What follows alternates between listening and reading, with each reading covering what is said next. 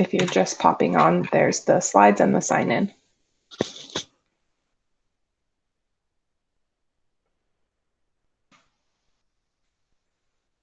You've got about 3 minutes. So when you're done and comfortable, where are you?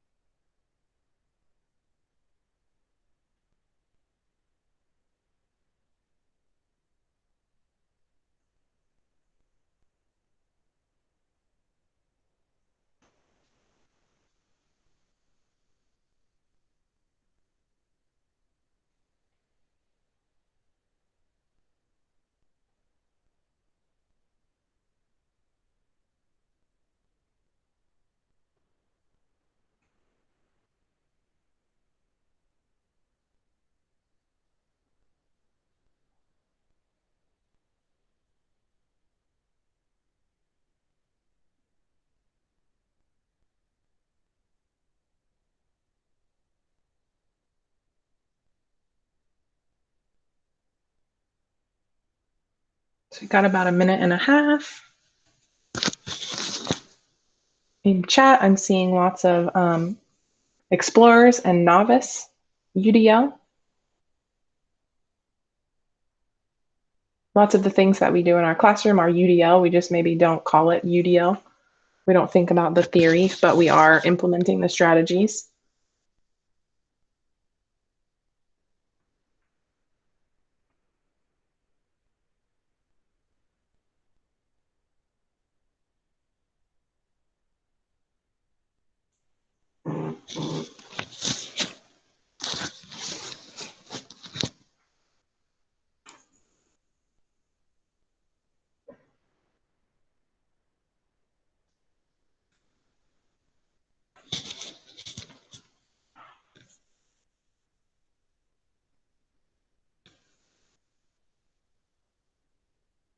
Okay.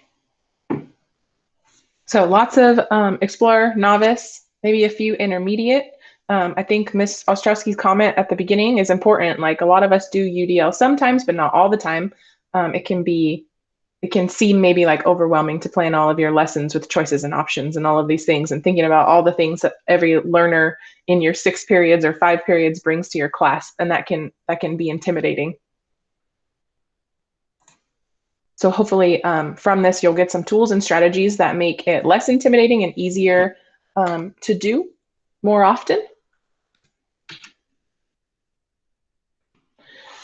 So there's 4 highly interrelated components that make up universal design for learning that help make curriculum equitable. And these things are academic, behavioral, social, emotional. When you're thinking about UDL, you're thinking about all the things that a learner brings to the classroom. And so there are goals, methods, materials, and assessments. And so I want to shift gears a little bit to think about distance learning, right? Because that's the state that we're in. And so when thinking about UDL for distance learning, our things like our methods and our materials and even our assessments might be different than they would be if we were in the classroom, right? Our goals are all the same, but the way that we make that happen and the materials we provide and the assessments that we give might have to change, right? You might not want to give a paper and pen multiple choice test in a distance learning setting because maybe it is easier to cheat, right? And so thinking about ways that you can shift towards more authentic assessments that are personalized towards students and how they might best show that they know the content or concept that you've taught. So these are the big main components that comprise UDL. So I'm going to show you this video quick. This lady is Katie Novak, and she is like the UDL queen. So let me know if you can hear it.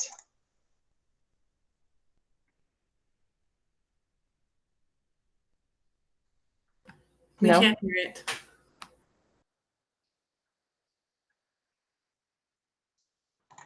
Okay, let me try something else.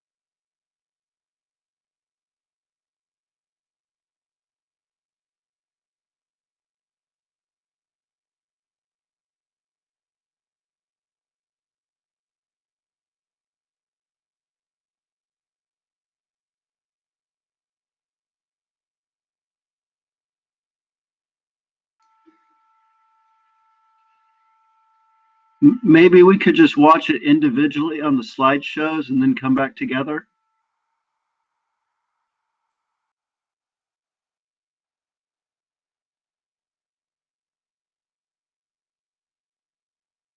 Every time I try to do sound, for some reason it doesn't work, and I think it's because I have my headphones on, and then the speaker in my computer is really bad. So this video is like 2 minutes, so why don't we take, if you can mute yourself in the chat, then watch the video real quickly. How does that sound?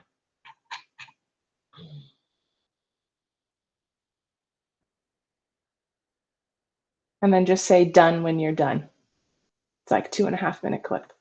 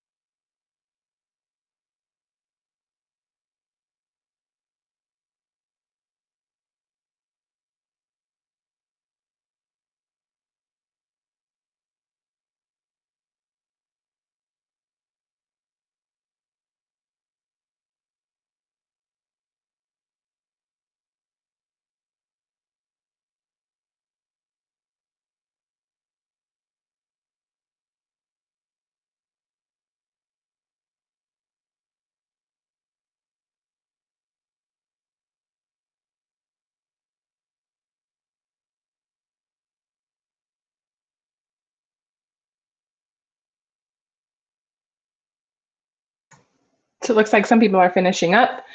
The big takeaway there is that there's always a way to find ways that you can personalize whatever the standard is that you're doing, right? Like she was saying, sometimes it's a skill that they have to show. Sometimes they do have to write that paragraph, but can they write that paragraph with partners? Can you provide them some tools to help them better write that paragraph, right? Besides just giving them options, because oftentimes we think like, oh, UDL, they need to show me that they know the Bill of Rights. And so they have all these ways to show that. But if the standard is like they need to compare and contrast X, Y, and Z, and the one way to do that is by writing, what are the ways that I can help them reach them where they are in their writing? So our next little section is as a buffet, a UDL model for how you can help your students, which are you guys today, help better understand UDL. So we are going to take 10 minutes. You're going to choose one of these options. So you can either review the introduction for universal design. You can listen to that video independently, or you can head to, they call this the table mat, the UDL guidelines posters. So 10 minutes to explore some of these options, right? And if you are a fast explorer, feel free to explore a second option. And so you're just trying to learn some more information about what UDL is.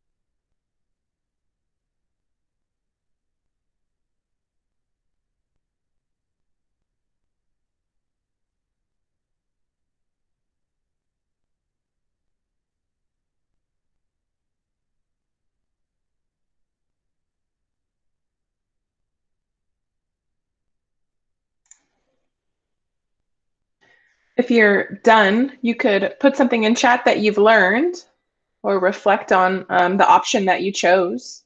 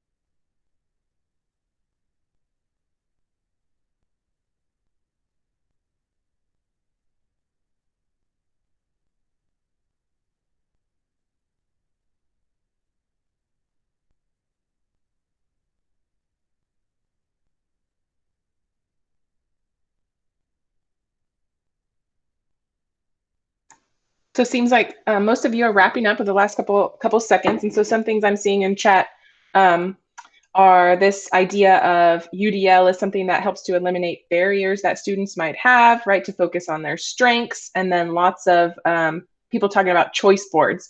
And I want to point out that UDL, like misconception is that UDL is just using choice boards for everything all the time, right? And Natalie had said something earlier about how she gave a project and they had choice board to choose which way they wanted to show their learning, and they chose the easiest way, right? They chose the easiest way out. And so one way around this is to make your choice board throughout the year similar and in a bingo board fashion. So if you chose to make a Google Slides presentation for this standard, you can't choose that again until you've made a bingo on this board. So now you're going to make an Adobe Spark, or now you're going to write a paragraph or whatever it is about it. And you can't go back to that Google Slides till you've done your bingo.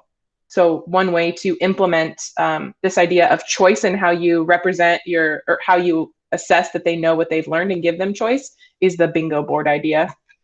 And not all the time is it a choice board, right? Like Kathy said, this is a choice board of representation. I'm allowing you to choose how you want to learn the content, either by watching a video, by listening to a podcast, by reading, by looking at a slideshow, right? And so it's not always a choice board. It could be I'm gonna give you this scaffold or this graphic organizer, and you can choose to use it or not. That's UDL. So there's often a misconception that it is all choice boards all the time, all the day, and that's not true. It can be, here's multiple scaffolds that you can use or not use to help you access the content or become engaged.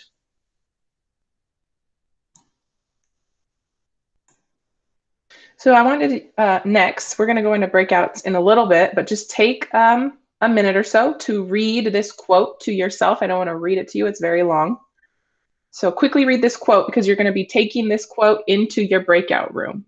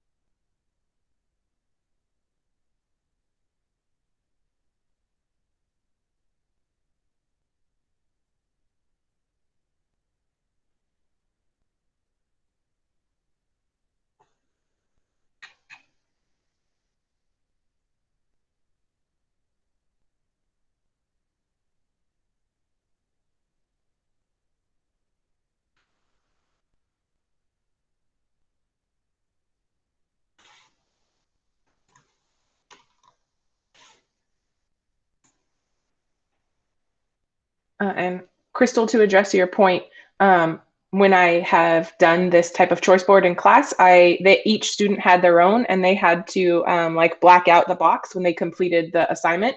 And so when we would go into, right, you're going to get your choice board out and figure out how you want to show what you're learning, how you've learned this standard. They would all pull up their board, and I would walk around and say, okay, last time you did this, so this time you need to choose something else. So I can easily, they could all have their little board on their, if we were in person, I mean, I could print it and they could color it. If we were virtual, they could have it pulled up on their Chromebook and they can block out the square in a different color. And I could quickly check and say, okay, you see all what you did last time. This time I need you to choose something else. So being explicit in your instructions and you're checking for understanding. So hopefully you had a second to read over that quote. Maybe it resonated with you when you think about being in the classroom, right? You have all of these people, all of these students in one classroom.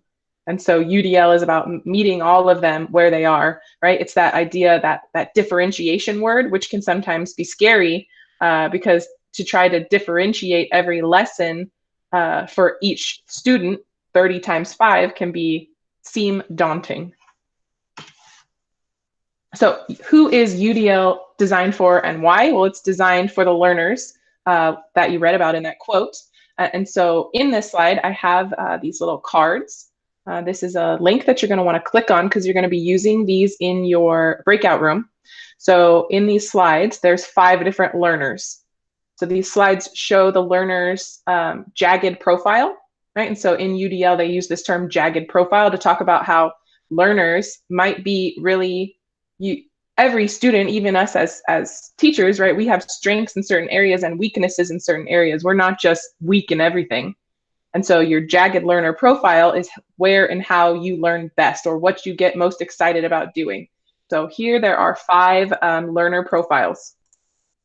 So in a minute, I'm going to put you in breakout rooms and you're going to be assigned one of these learner profiles.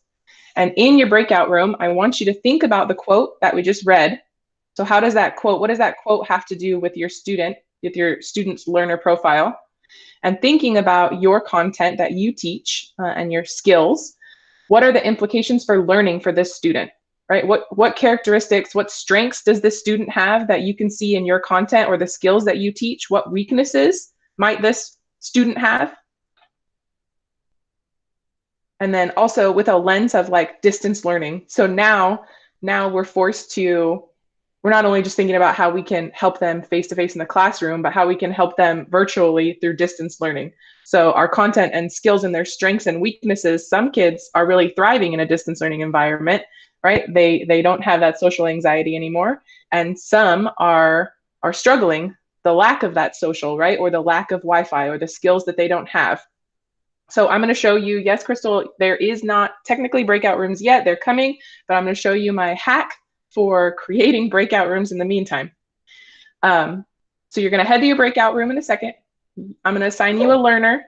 You're going to talk about that learner, the implications for that learner in your content, and how maybe it relates to that quote that we read. So somebody in your group is going to need to have the learner profile pulled up, hopefully everybody. So briefly, before you go into your group, there are 49 of us here, so there's going to be about 5 people per group. There's 4 roles to help you keep on task. So you're going to have a task manager. So once you get in your groups, the first thing you're going to do is choose your roles. So your task manager is like your job foreman. They're going to make sure that the task gets complete, that the questions get answered. You're going to have a facilitator. This is the cheerleader, the motivator, the person that pushes everybody, asks the questions to keep best thinking going. You're going to have a timekeeper. This person's going to make sure you come back to this breakout room on time. They're going to keep you on schedule.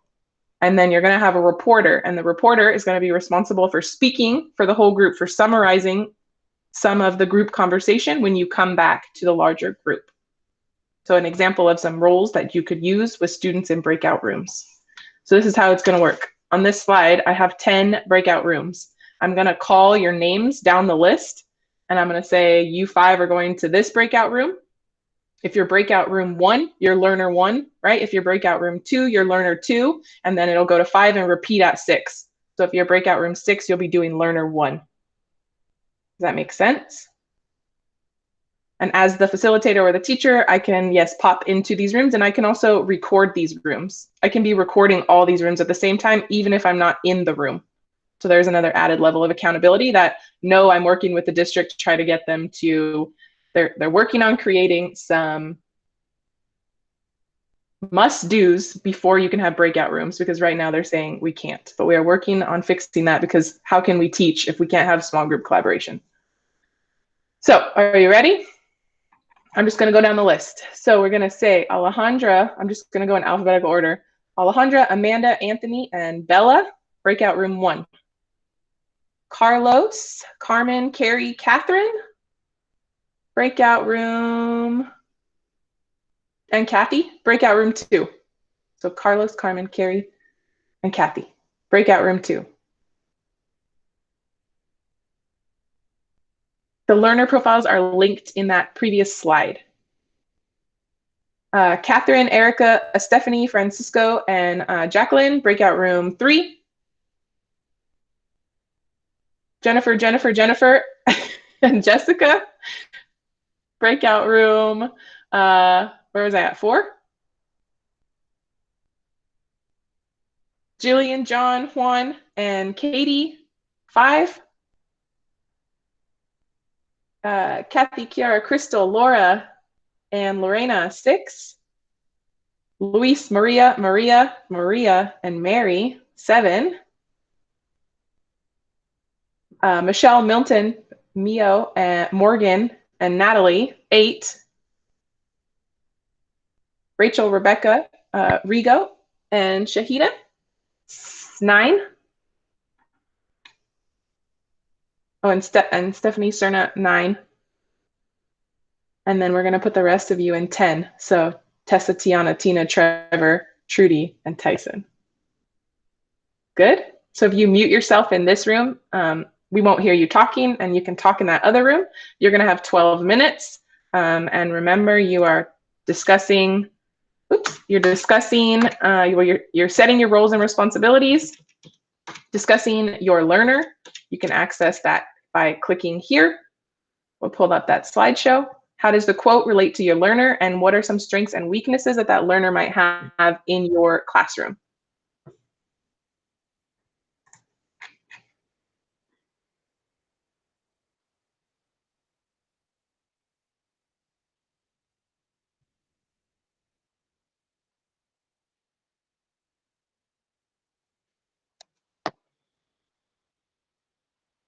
Hello. Hey, Carmen.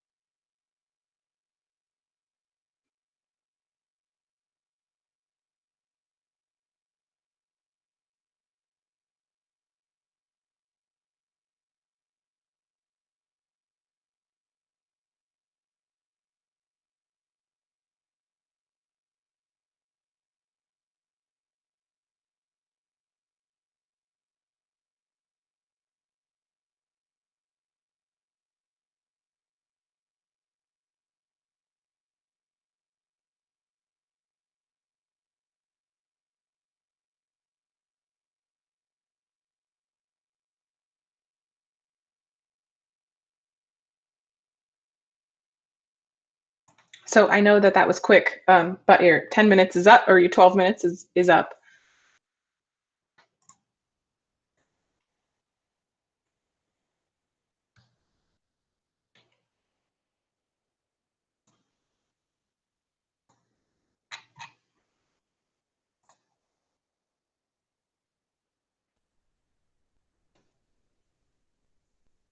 So if we could reconvene, hopefully you had a couple minutes to at least talk about something.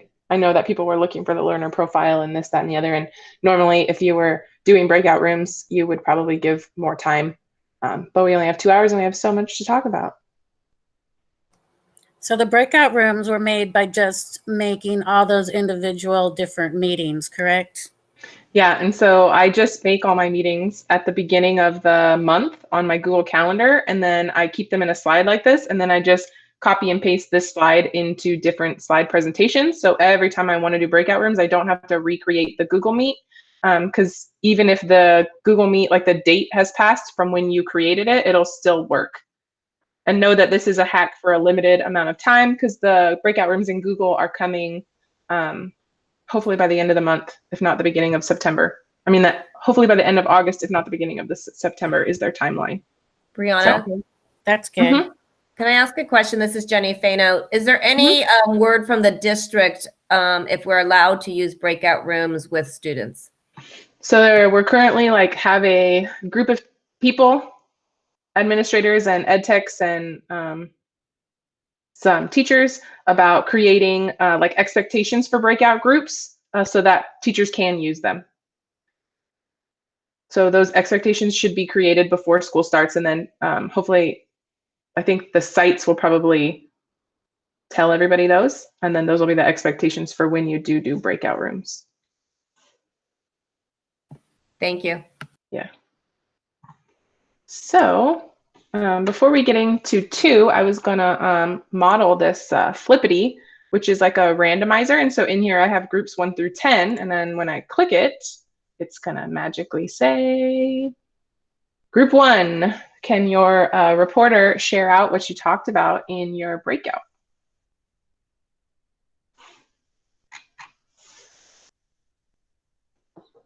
So mic yourself.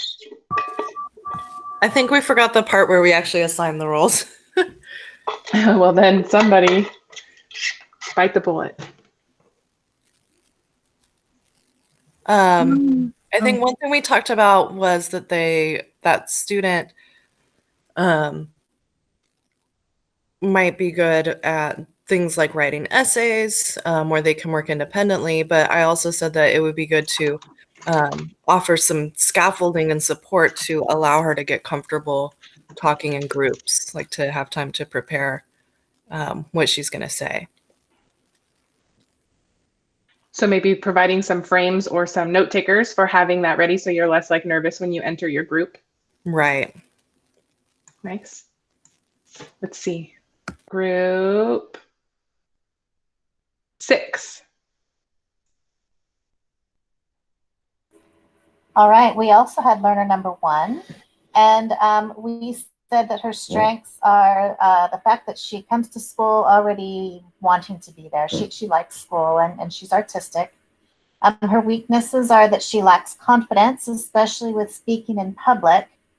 And for UDL, we should honor the fact that she likes to work independently and give her opportunity to do so and ample processing time. But we should also find opportunities to ease her into group work with kind of a low stress component, because it is a life skill that people need. We need to be able to work together, and helping her find her way with that would be very beneficial. To support her hearing loss, somebody suggested using the closed captioning on Google Meets, which to me, I just learned how to do that today, and to use plenty of visuals. Nice. Let's do one more. 7.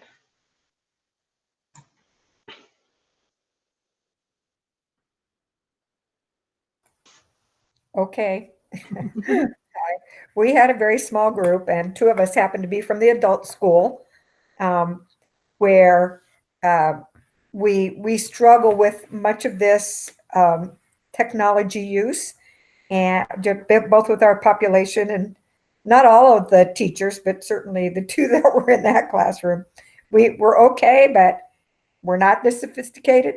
But our student was number 2, the one who likes to blog and vlog and is gregarious, but doesn't see the benefit of reading and learning dates about history and stuff. And Luis was in our group, and he said that the one way to engage that student would be to let him learn the material a different way, videos, or have him study and research and find stuff and create his own digital based, and maybe I'm thinking he could even engage the whole classroom in that and share on his blog of him presenting, and then they would have the opportunity to respond, and they could work in groups or whole class, or he could do it just independently for the teacher. And I don't know if my other colleagues have anything to add to that, but I think that's what I got. Thank you. Yeah, nice. Is there any other group that wants to share? That's dying, the need to share?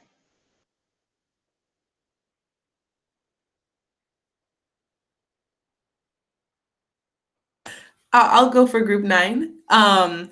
We had Stephanie and Shada in our group, and our student was a student who had a 504 for vision problems. She used a Braille.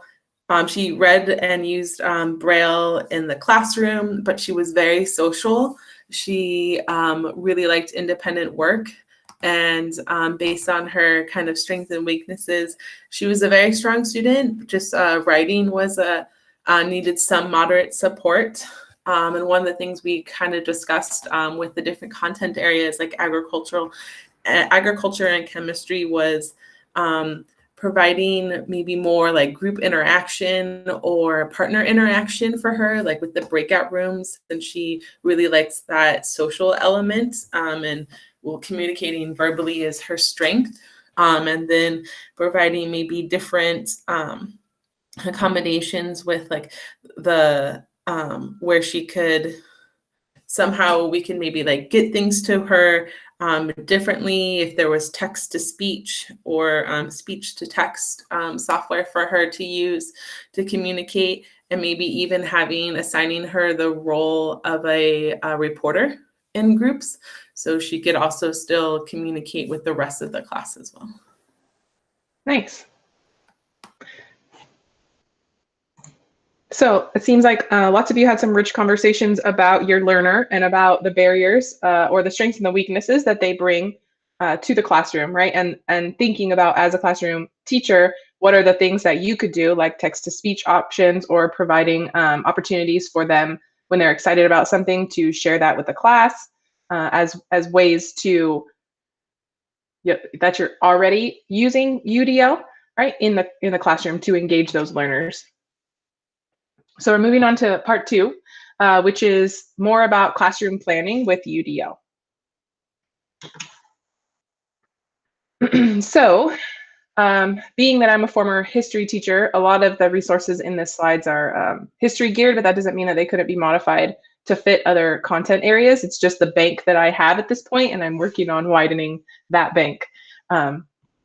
So thinking about, is the curriculum that we created for the average? Like, oftentimes we can get stuck in we're making for the middle student. Maybe we're not having the enrichment activities for the student that is higher, or we're lacking in the scaffolds for the students that are lower, because trying to differentiate every single lesson can become daunting, like I said earlier. So when we think about UDL, we're thinking about barriers. So just any barriers that a student has when they come to your classroom. So if you're teaching the Bill of Rights in distance learning, this current learning environment, in chat, can you just list what are the barriers for access and engagement with your students in your community? So what are some content, skills, social emotional needs, environment, any kind of barrier that any student might bring to your classroom if you were trying to teach the Bill of Rights. So in chat, list all the barriers, just any barrier. Barrier to reach the content, the skills, social emotional barriers, environmental barriers, disabilities, so attention engagement, archaic complex vocabulary, weird old-timey language, Wi-Fi, apathy, family in the room, working from home and not having a quiet space, background knowledge, coping skills for stress. Like if you're stressed, it is very hard to learn. Prior knowledge, time management, vocabulary, memory, reading, not relatable. Their family's using their Chromebooks, they don't have access to the internet. Pre-existing dislike of documents. So if you're having them actually read the Bill of Rights, maybe that's scary. Relevance, not believing they can advocate. I like that this distance learning is pushing us towards this civic activism because that's my passion. So pets like mine walking across the screen. So lots of different barriers, right? We have all these kids, they have all these barriers to get to the content. Our job is to get them to the content. So thinking about the barriers that they have can help us better plan for how to make sure that they all can access the content or the skills. Cell phones, cultural relevance, cultural relevancy, large chunks of text looking overwhelming, right? These are all the things that we think about when we're planning our lesson, right? And we as teachers, we're going to talk about later, but we know different strategies. We have banks, toolboxes of strategies that we can use to support all of these learners.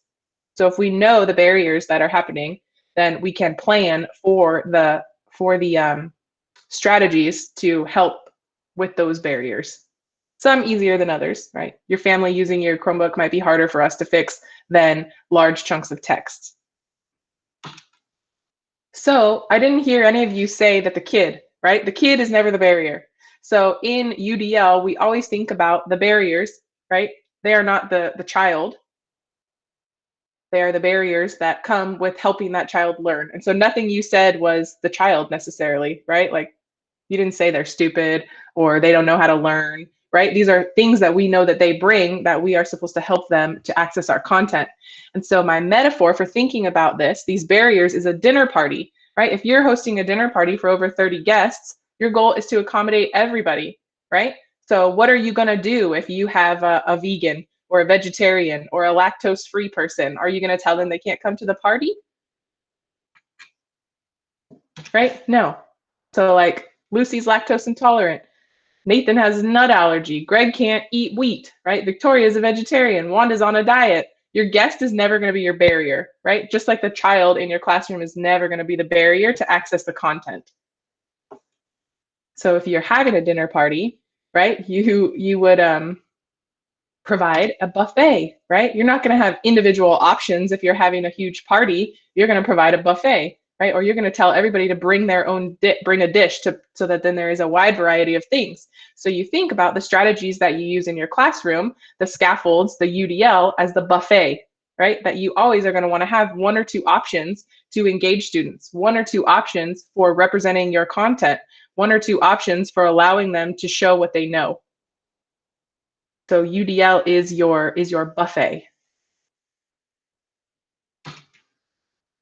Has anybody seen this UDL barrier flowchart before? No, maybe some. So when thinking about the barriers that we've been talking about, right, all the different jagged learner profiles, all the things that they're bringing to our classroom, and how are we going to support all of those, this UDL barrier flowchart can be a good place to start, right? So we often start by, do the students care? Are they motivated to learn, right? No, if they don't care about the Bill of Rights and they're not motivated about the Bill of Rights, how am I going to make them motivated, right? If my barrier is half of my class isn't motivated, what strategies can I use to help motivate them? And when I started learning about UDL, this was a big thing for me because we go to conferences and we learn strategies and we're like, oh, that thing's so cool. Oh, I want to try that ed tech tool, that strategy. Like, I'm going to do that tomorrow. But we don't necessarily think about those strategies all have an intention for getting a kid to content or skills. There are strategies that are better suited for engagement. There are strategies that are better suited for a kid that is highly engaged versus a kid that is apathetic, right? Or a kid that has, like in the learner profiles, one of the students had like vision or hearing, right? So there are strategies that we can use to help all of those learners, or like an EL, right? You're going to use different strategies there than you're going to use with a native speaker. And so we start by engaging them, motivating them. So we're going to think about ways that we can recruit interest, right? And once we have those motivations, we can move on to our content. How are we going to help them understand the content, the concept, right? And so, yeah, I see somebody in here saying show footage from Portland. So one good way to engage students is with current events, right? That hook activity that you do in the beginning, that relevancy. So once we hook them, how are we going to help them understand the Bill of Rights, right? How are we going to help them understand the food chain or cells, whatever it is that we're teaching? And so we might have this kid who has a trouble hearing. So we don't want to show videos or only videos. We might have this kid who has trouble reading. So maybe we do want to show more videos. So we're thinking about those multiple means of representation, those barriers that are in our classroom, and what are the different ways that we can overcome those barriers by providing multiple options. And something one of the groups was talking about was the choice boards again, right? And how your option isn't going to be a choice board every day. Your option might be, I have to lecture today about X, Y, and Z. So when I lecture today, I'm going to make sure I have a video. I'm going to make sure I have images. I'm going to make sure I allow pauses for them to write and pair share. I'm going to put in all these ways so that if a kid struggles here, there, and there, there's an opportunity for them to access the concept. It's not just a choice board. Right? And then once they have the content, we have to know that they've mastered the standards. So what are we going to do? Right? Is the student able to demonstrate their learning? What options are we going to give them? Like the kid who liked blogging, maybe we ask them to write a blog, right? Maybe we ask them to share their blog with the class. Maybe the kid that's shy, we ask them to screencast their presentation and share it with us, to share it with the class, because they're still struggling with speaking in front of the class. So until we know the barriers, we can't move from engagement to representation to action and expression. So we're going to come back to this barrier flow chart we're going to break out one more time. This is the table mat that maybe some of you explored in the beginning. So this is just more information on UDL. Know that there's lots of links in this slide. So if you click on something, it's probably going to take you to a link, but this is a rich resource to go back to. So you might want to make a copy of it or save it, add it to your drive so that you can refer back to it. And then again, all of this will be shared hopefully by next week.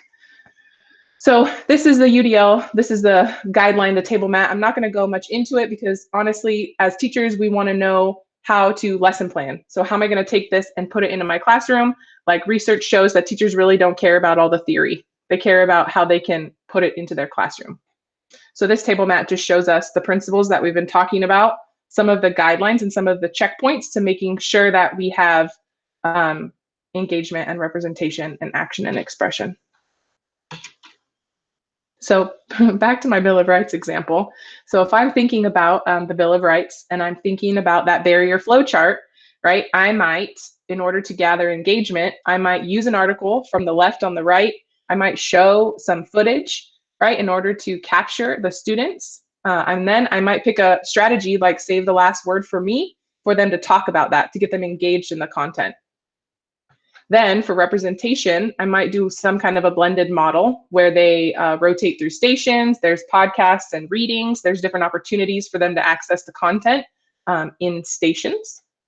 I might have choices like I did with you guys earlier. You can read this, watch this, or do this. I might provide graphic organizers for them to capture that understanding. I might have them work in groups when they're doing their representation. That way they can ask each other questions. And then I might have them choose to show their learning by creating a poster or an editorial cartoon on why the 3 rights they've chosen are the most important to defend to the class. So again, I'm putting it in their hands, right? We're talking about the Bill of Rights. You've learned all of this. Which 3 do you think are the most important? I'm allowing them some choice. But they're still going to show me that they understand the Bill of Rights by choosing the ones that they think are the most important. not me telling them which ones are the most important.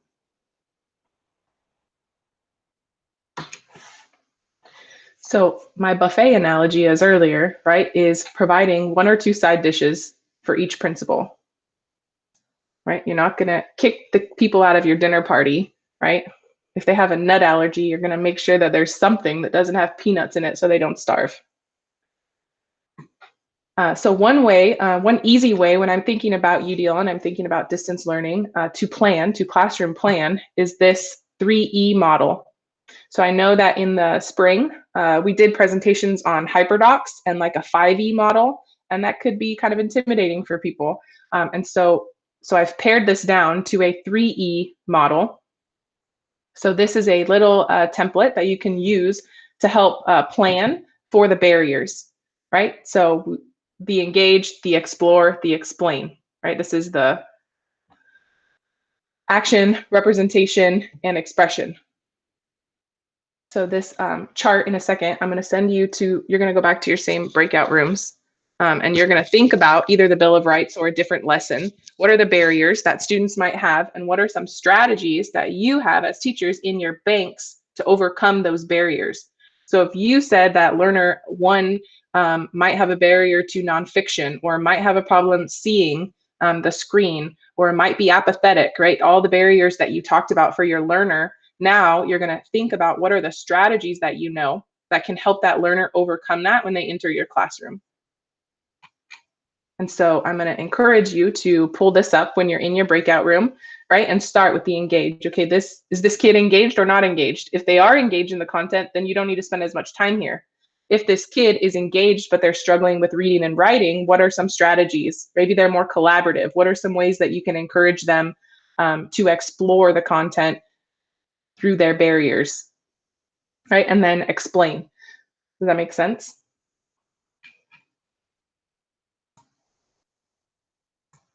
So you're going to go to that same breakout room that you were in. If you're new and you weren't here then, just pick anyone. Just go to anyone and introduce yourself.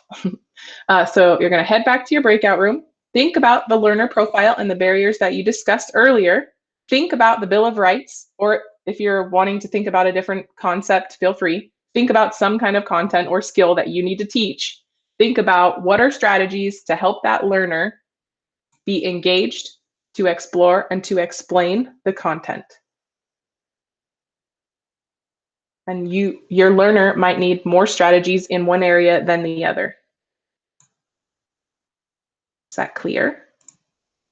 So again, remember, if you want to change up your roles, or if you didn't do roles last time, to do them, because I'm going to ask people to share out again. So you're heading 12 minutes to your same breakout, and now you're talking about the strategies you know to help overcome those barriers. Good?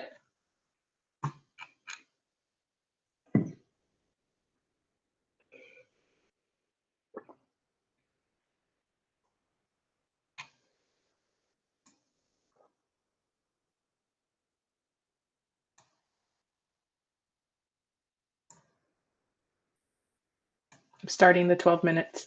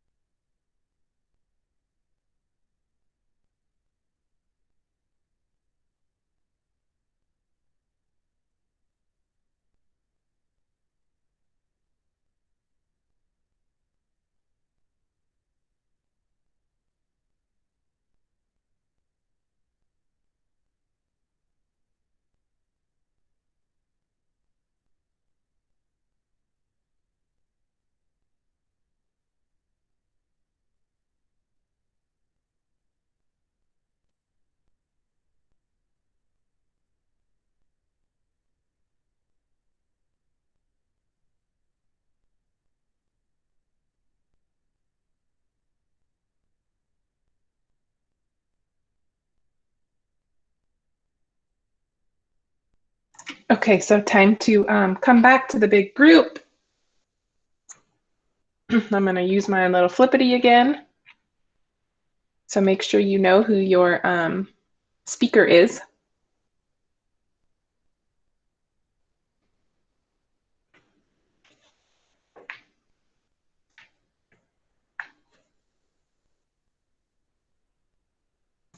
Hopefully you learned some strategies or had a conversation about how strategies can be used to for specific barriers. It's like I was saying earlier, we get so excited about things that we learn at conferences, but we don't think maybe about which strategy or tool is the best to solve a barrier. Which for me, when I had this UDL training last year, it was like a kind of an aha for me to think about. I guess I knew that strategies help certain barriers, but I never really thought about, I just thought, oh, this thing's cool and I learned it and I want to try it because it seems engaging, but maybe not how I could have been strategically choosing strategies. And my cat doesn't want to stop jumping across my thing. Okay. So I'll pick a couple groups and then we'll take a little break. So group 10. I'll report on group 10. So we had a discussion with our particular student with learner 5. One thing that kind of stuck out was he said that he feels like classes are disconnected from the real world. So an engaging piece would be to bring some type of current event or real world situation to what we're learning in class. Other than that, he didn't really have too much of an engagement issue. He was involved with a lot of sports, so it kind of seemed like he would keep his grades and be involved simply so he can continue to be on sports. We'd also suggested, because he had a pretty low for both fiction and nonfiction reading, to have, for the explore or explain portion, have like something like Newsella where it can customize the reading level so he can adjust the level of the article to better suit him, or being able to listen to it for audio rather than just reading, or even videos to help him with that understanding. And then for the kind of final product, he's really strong with more like storytelling and narratives. So being able to take what he learned and turn it into some type of story, whether it be, you know, written story or a skit or his own video or whatever it is, as long as it's something more creative. Nice.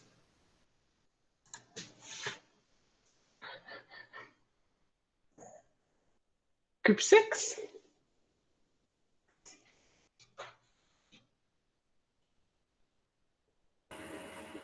Group 6 talked about leveraging learner 1's interest in art, because that seems to be where she excels, and to show her knowledge visually.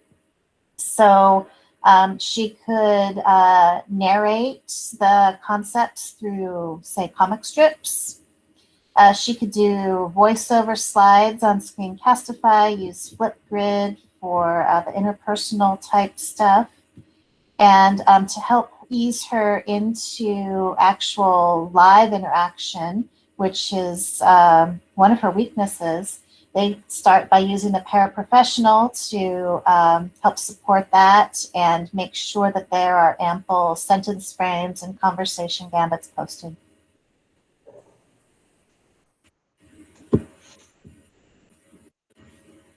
We'll do one more. Group 7.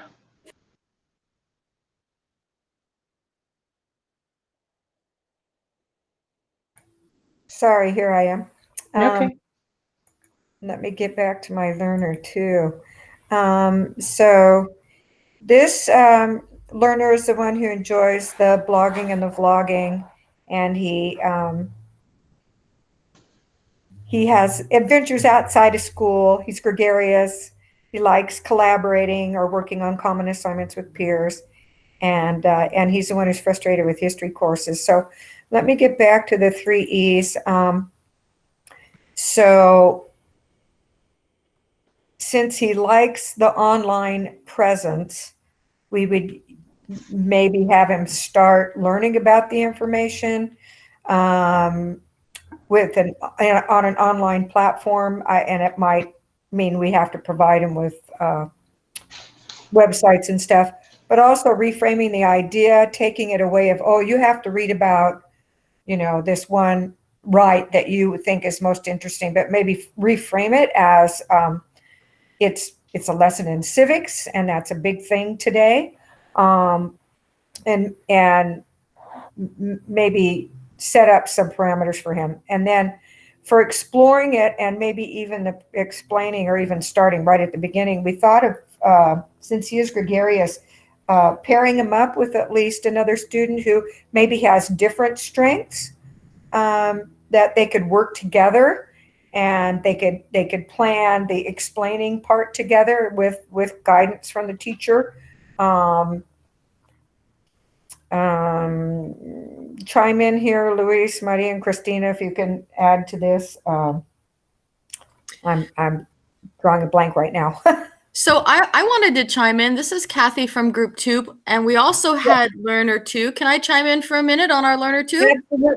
Absolutely. Thanks, Mary. So one of the things that we talked about was the fact that engagement is this student's big issue, in that they're so involved in their social media and their friends and being connected in the moment, that and to maybe point out to him as an engagement strategy that he is currently a historian. He is documenting in his blogs and his vlogs every single day current events.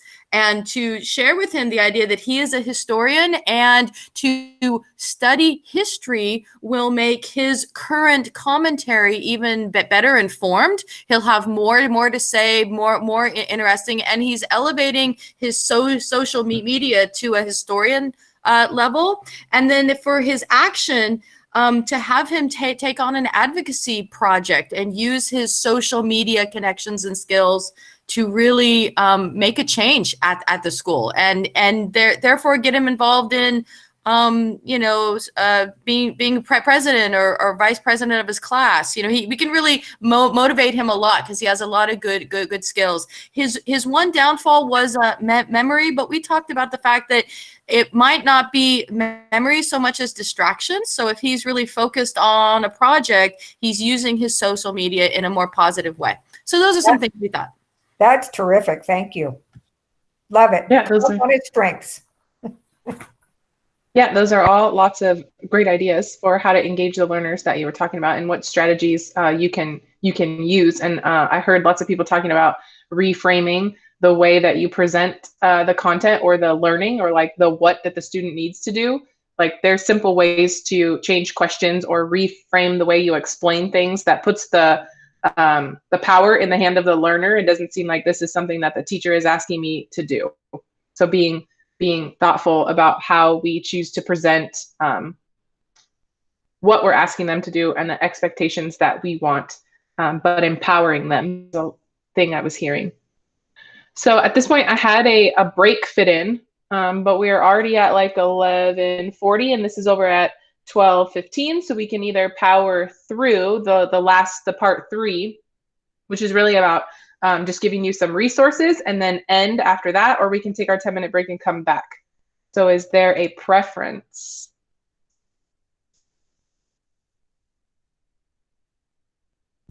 Let's power through it. I say we keep going. So I'm seeing mostly power through, and then we'll hopefully finish before 12:15. So if you need to stand up or go to the bathroom, just do that. Because the last part is just giving you some tools and some resources for beginning to implement this in your lesson planning, right? That idea of engagement, action, expression, and representation. So on the UDL website, they have these considerations. They have considerations for both engagement, representation, action, and expression. And then this is a really cool resource, because if you have a student who doesn't like to take risks, you can come here and they will show you some strategies for supporting risk taking. If you have a student who gets distracted easily, like the kid we were just talking about, you can come here and look at what are some strategies for minimizing distractions.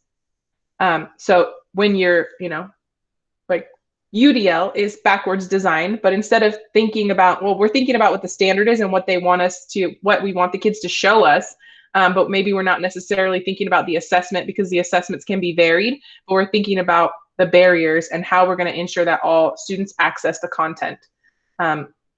So their website has lots of resources and strategies and ideas to help you gather engagement or garner engagement. I'm going to skip over this because we don't have time, but if you wanted to come back and do this, there is some readings and videos for strategies for engagement. And then thinking about distance learning, I try to add in here some tech tools that can be helpful for engagement, and know that like all of these link to different things on here that you can go on your own time and take a look at. There's also this video conferencing link, which is like a strategies for engaging students in your synchronous meetings, which we're also going to be providing more PD on come the first week of school, or the week before school. So engagement, thinking about distance learning, thinking about ways that we can engage kids through a screen, because it's going to be different. It's going to be more difficult. And that personal connection piece came up a lot, right? So important in trying to think about, I heard one of the groups talking about when they read a book or they do something in class, they try to encourage the students to think about when that has happened to them, right? So if a character is facing conflict, when has this type of conflict happened for you? So providing that opportunity to connect to the text or to the concept or the content, right? When has a time that you felt like your Bill of Rights, right, your civil liberties were being infringed upon? The second part, right, is representation, right? That is the what of the learning. That's how we begin to create like recognition networks in our brain that help us to understand the content, to comprehend different language, words, symbols, patterns, visuals. So for representation, you might want to use, on here I have Pear Deck, but the district's buying Nearpod, which is very similar. So you might want to use something like Nearpod, and then be on the lookout because we'll be having Nearpod trainings, which is a tool for having students access content. You might choose to use game boards, and know that all of these are links. Like these are links to these actual game boards. So feel free to, copy them and fit your own content in there.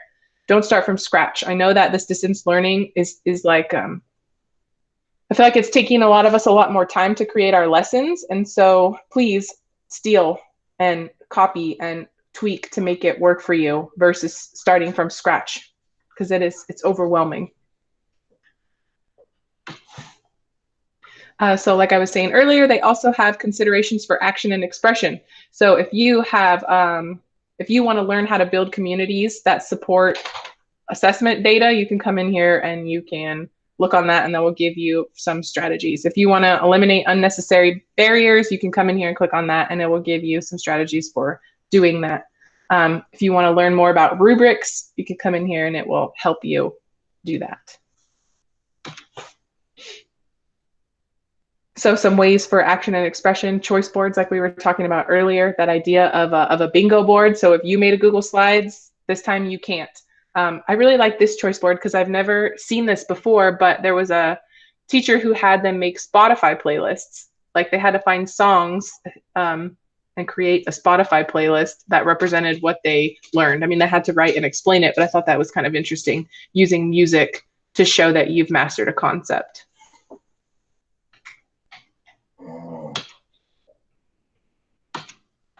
So part 3 is just UDL for you, and how you could use these tools that you've learned here for your lesson planning. So in here is again that 3E lesson model where you brainstorm the barriers and think about the strategies before you start planning your lesson. There's also a UDL template in here. There's a barrier identification and removal chart, which is it's more detailed than this this chart, but it might be something that you're interested in using. And then there's also guidance from the UDL website. So these are just some more tools that you can use when planning your UDL-ified lesson. I was going to give you some time to look over these. So each of these little brains is, this is the part of your brain that is engagement and representation and action and expression. But these are links to slideshows where I have just gathered lots of strategies. So if you are looking for strategies to engage, you could come to this slideshow. Here are talking chips, pass the picture, right? It is just a list of different ways, different strategies for engagement. And the same thing, there's one for each. So there's another one that is strategies for representation, right? You might use Edpuzzle, podcasts, double bubbles, conversation roundtables, concept mapping. And then again, there's action and expression. So I just wanted to provide you with as many tools and ideas for you to take back and implement in your distance learning, and hopefully in our classrooms when we get to go back one day. And then, you know, everything that you've done in your classroom is possible in distance learning. Like you had your breakout rooms going, so you could have these small chats happening. You could have one kid that's taking notes that turns that in for the group. It's all possible. We just have to think it is. So this one is another list of a bunch of different ways that kids can use action and expression. And it also has some assistive technology tools, which were some things that the kids were struggling with in the learner profiles that you looked at, right? Maybe they have trouble reading or speaking or typing, right? So there's Google text to speech. There's also read write, which helps them identify, like they can click on any word on any website and it will identify that word. And it will also like read them that word if they don't know how to pronounce it. So read write and Google text to speech are good tools for students that struggle with reading and writing and speaking. So that's there for you. And then I'm going to let you out early. So the last thing is to fill out the eval, and then I'll stay here till 12:15 if people want to continue to talk or have questions. But thank you. I can put hopefully this is linked right? Okay. So the eval is there in the chat. It's also on the last slide. So following with my buffet food theme as we head into lunch, what will you savor from today? And then I'll stay in here till 12:15. And so will my cat, because he doesn't want to leave me alone, to chat with anybody that wants to chat.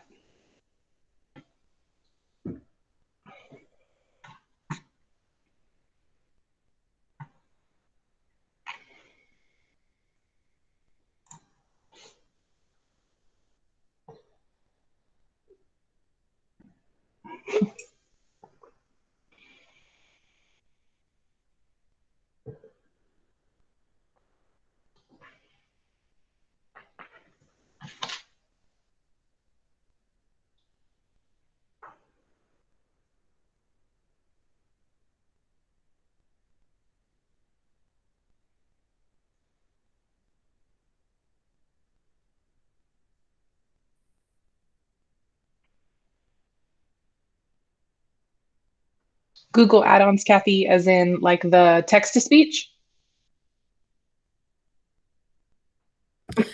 Yeah, so the last few days I've heard about a number of tech tools the students can use with their Chromebooks, text-to-speech, Google Translate. I understand there's a huge suite of other options for students.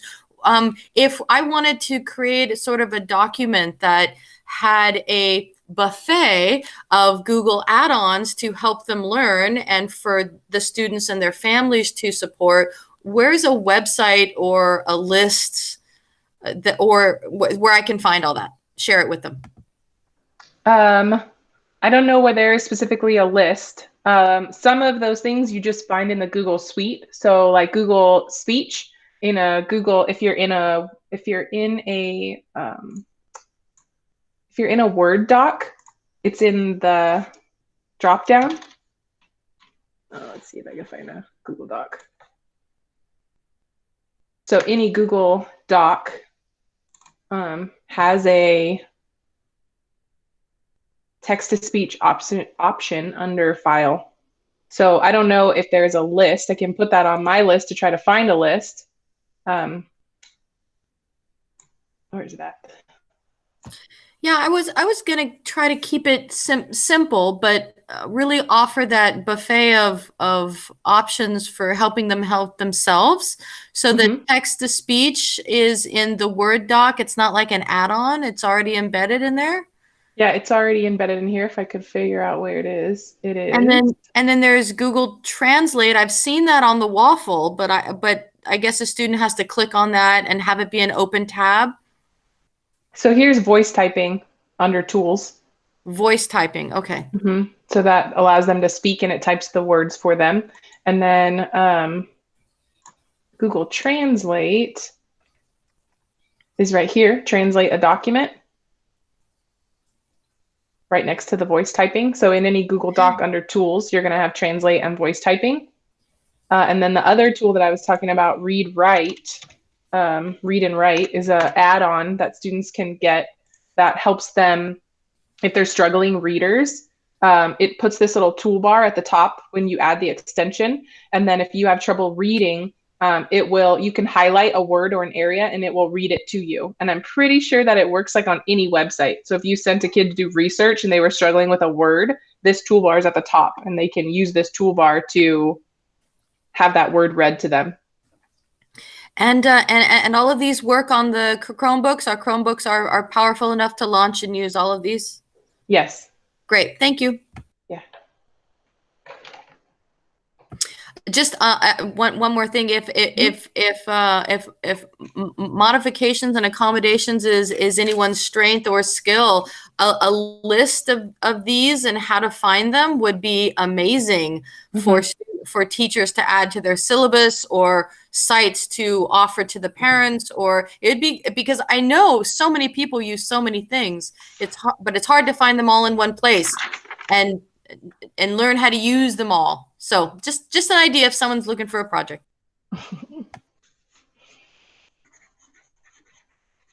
Yeah, I'll write that down to put on the radar, because that would be nice for teachers and parents to know that is there for students.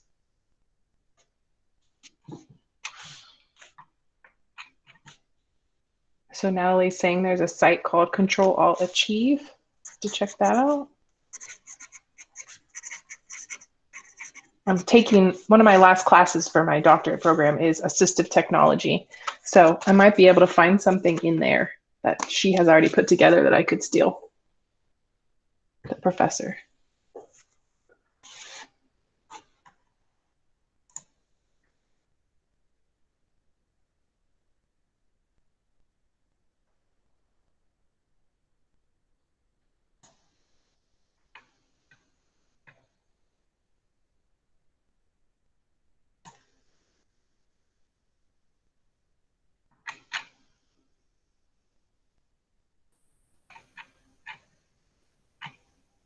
This website has lots of examples of things.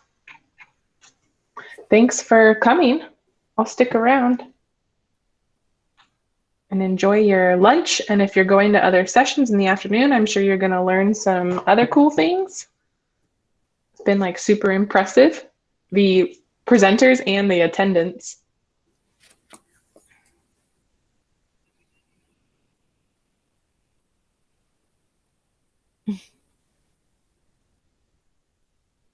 It got so crazy. Blanca was like, well, I'll just find the money. And I'm like, yeah, you have to find the money.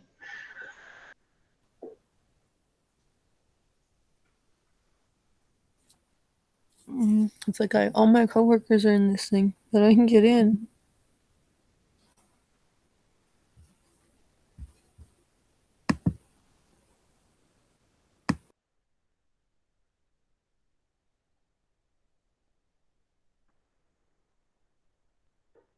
Thanks for coming. No, I have to look at my cat's butt. Go on.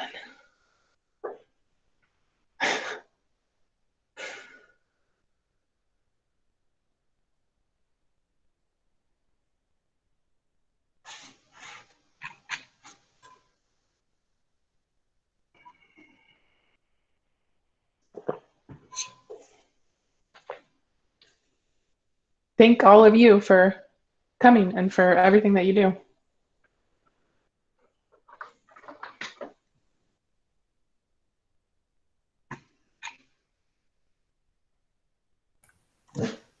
Brianna, Yeah.